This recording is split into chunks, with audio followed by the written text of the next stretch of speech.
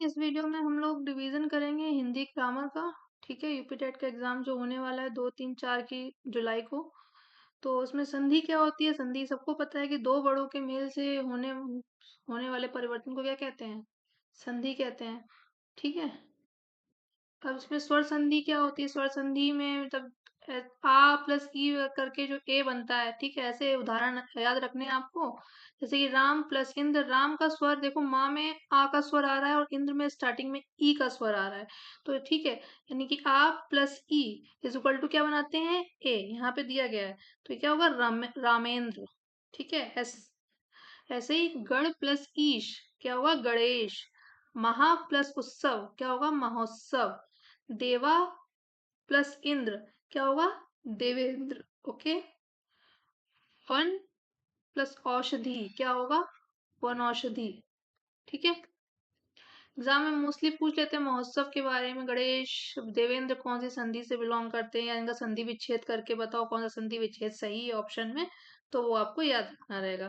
फिर व्यंजन संधि होती है। व्यंजन संधि में अक्सर क्या होती है? ता दा मा बदल जाते हैं। कैसे? उदाहरण से देखते हैं। जैसे सत प्लस जन। ठीक है, तो सत का क्या हो गया? सज्जन हो गया, आधा जा हो गया। ठीक है, सम प्लस मान, सम्मान। उत प्लस पन, उत्पन्न। नि प्लस काम, निष्काम। दुर प्लस आचार, दुराचार।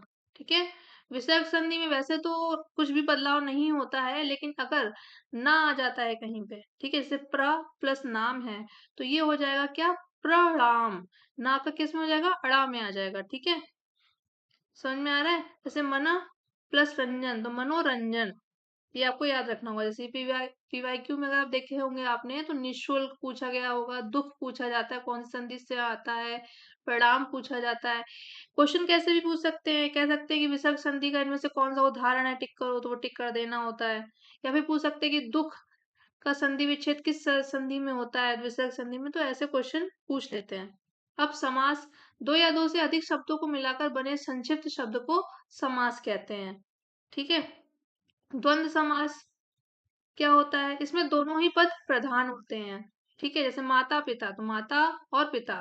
राम लक्ष्मण, राम और लक्ष्मण। ठीक है, तत्पुरुष में दूसरा पद प्रधान होता है, जैसे राजपुत्र, ग्रामवासी। ग्रामवासी मतलब ग्राम का निवासी। ठीक है, तो निवासी क्या हो गया? प्रधान हो गया, दूसरा पद प्रधान हो गया।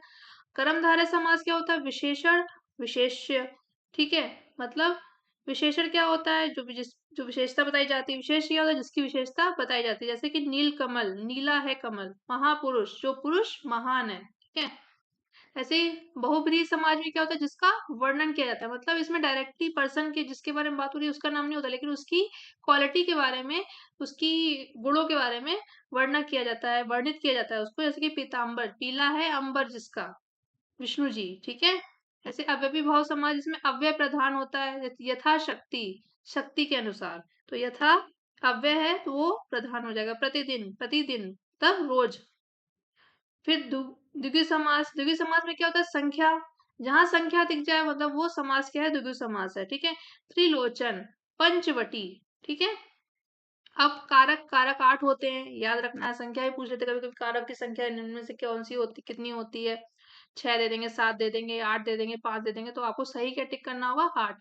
अब कैसे होते हैं? ऐसे कर्ता का चिन्ह क्या होता है? कर्ता ने, ऐसे आपको ऐसे याद रखना होगा। कर्ता ने कर्म को करण से, संप्रदान के लिए, अपादान से, संबंध का की के अधिकरण में पर। ठीक है,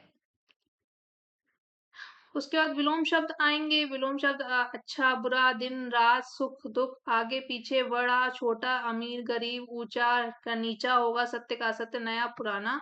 ठीक है, प्रेम का होगा, घृणा होता है, लाभ का हानि, जय का पराजय, मित्र का शत्रु, आरंभ। आप इसको और भी जो भी आप बुक अभी पढ़ रहे होंगे उससे आप रिवीजन कर सकते हैं, अच्छे से आप प्रिपेयर कर सकते हैं, आना जरूर है। ऐसे पर्यायवाची आते हैं। जल का पर्यायवाची क्या होता है? पानी, नीर। सूर्य का पर्यायवाची रवि, भानु, चंद्रमा, शशि, इंदु। पृथ्वी का धरा, वसुंधरा। वायु का पवन, समीर। अग्नि का अनल, पावक। राजा का नरेश, भूप। गुरु का शिक्षक, आचार्य। मित्र का सखा, सुहद। ठीक है, और कमल का नलीन, पंकज। मोस्टली पूछे जाते हैं सूर्य, चंद्रमा, पृथ्वी, जल, कमल भी पूछ लेते हैं। ठीक है, तो तैयार रहना है आपको। तैयार तो होंगे ही, रिवीजन पर्पज से है। ठीक है, अब मुहावरे भी आते हैं, जैसे आग का तारा, मतलब इसका अर्थ क्या होता है? बहुत प्रिय। कान भरना, चुगली करना। दांत खट्टे करना, पराजित करना। नाक कटना, अपमान होना। सुपनखा की नाक कट गई थी, अपमान हो गया था उसका। हाथ पांव फूलना, घबराना। ठीक है, सिर पर चढ़ाना, अधिक लाड़ करना। ठीक है, टस से मस ना होना, अडिग रहना। पानी पानी होना, शर्मिंदा होना। ऊंट के मुंह में जीरा, बहुत कम। अंधे में तीर चलाना, बिना सोचे कार्य करना। आपको यूपी टेट के एग्जाम में अंधे में तीर चलाना वाला काम नहीं करना है।